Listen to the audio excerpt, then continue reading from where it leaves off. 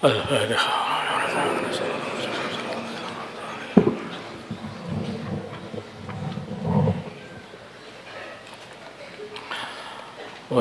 Rasul Masail Rabu 4 Rabiul Awal 1445 Hijriah 20 September 2023 Masehi.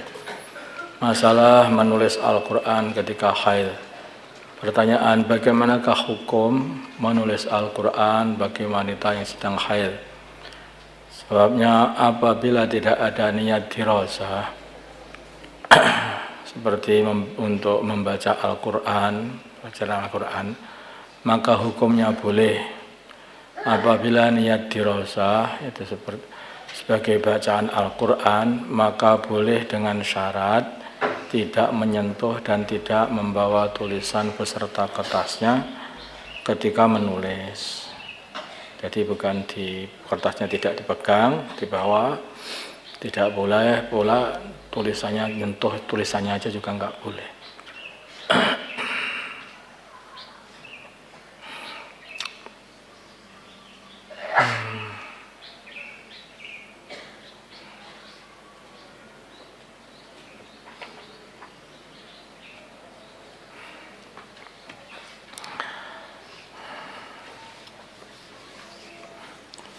Terus masalah bangkai semut, tapi kalau ditulis tidak untuk dirasa, masalah ditulis untuk jimat, bukan untuk dipelajari, tapi ditulis tulisan Quran itu untuk jimat, ta'wid, tamimah, yang seperti itu enggak apa-apa dipegang. Nulisnya niatnya saja sudah enggak, bukan untuk dibaca, tapi untuk tabarukan.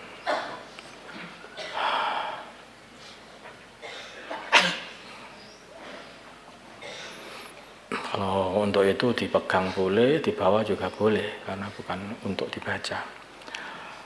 Bagaikan semut, bangkai semut, sering kita jumpai pada gula dan madu, semut-semut kecil yang sudah mati.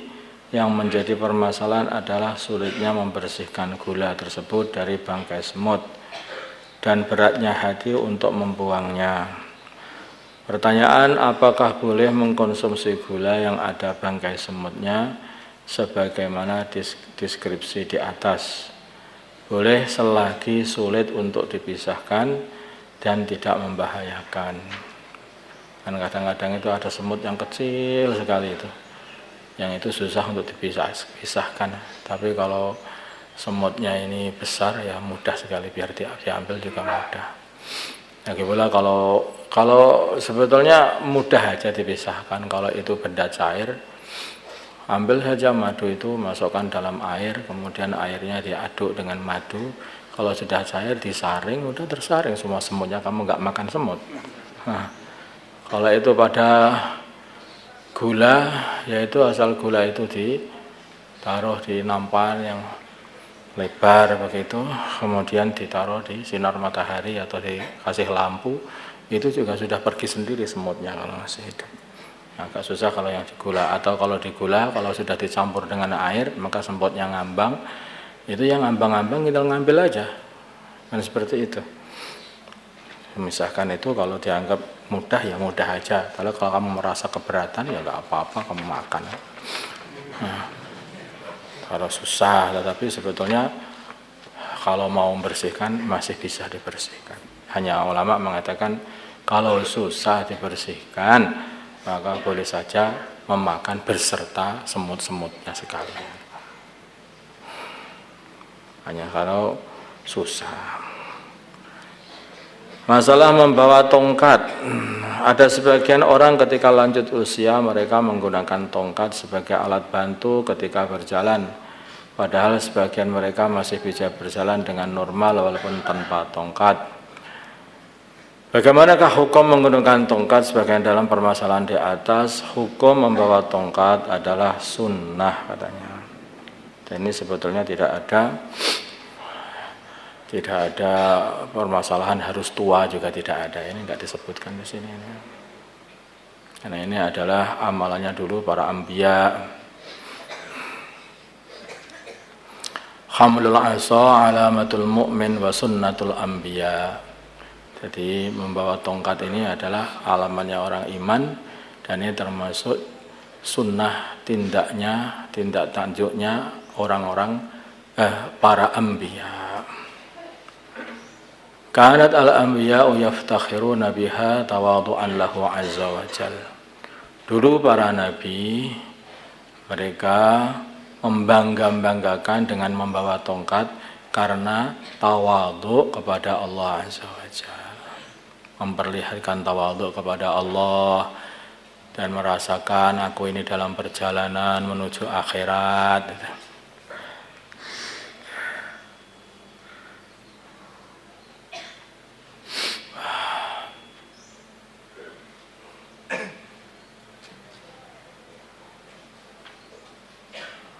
Innama attakhidul asa faqad ittakhadaha abi Ibrahim.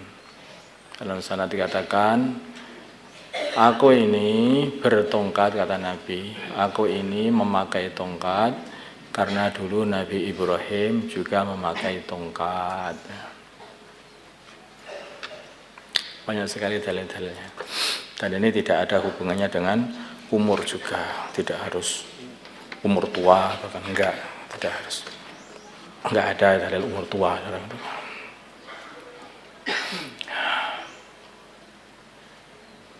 Karena anbiya itu ada nabi yang mulai lahir sudah jadikan nabi, mulai kecil sudah dari nabi juga sudah ya ada. Yang masih muda wafat juga masih ya ada, Nabi Yahya.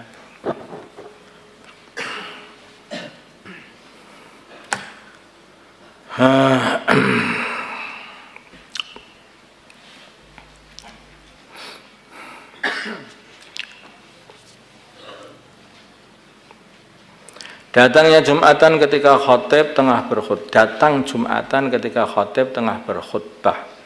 Apakah orang yang datang Jumatan ketika khotib tengah berkhutbah masih disunnahkan sholat qobliyah Jumat? Ini ditafsil. Jika ia berada di luar masjid, maka tidak diperbolehkan mengerjakan sholat, baik sholat sunnah maupun sholat fardu. Jika ia berada di dalam masjid, maka disunnahkan mengerjakan sholat tahiyatul masjid atau sholat qobliyah Jumat.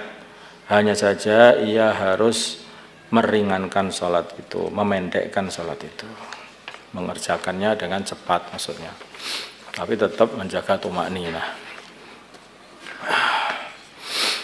Posisi makmum ketika mendengar khutbah, bagaimana sunnahnya bagi pendengar khutbah?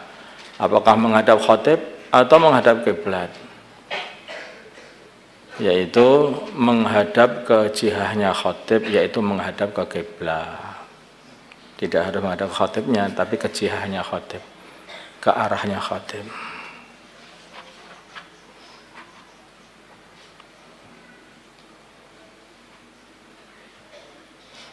Jadi orang yang bagian kanan atau kirinya khotib itu tidak harus menghadap ke khotib, tapi menghadap. Kalau khotibnya di mana? Sekarang kalau di sini kan bagian baratnya makmum, ya, bagian baratnya makmum atau bagian arah kiblatnya makmum, maka cukup yaitu mustamiknya itu ya menghadap ke arah kiblat atau ke arah barat kalau di sini. Barat agak ke utara sedikit. Jadi tidak harus menghadap dengan yang dari kanan, umumnya menghadap kanannya khatib, menghadap ke bagian kirinya, yang bagian yang kirinya khatib menghadap, tidak seperti itu. Cukup menghadap saja ke arah di mana khatib berada. Arah maksudnya arah mata angin inilah, arah mata angin di mana khatib berada, tidak ke tubuhnya khatib, enggak, ke arah mata angin di mana khatib berada.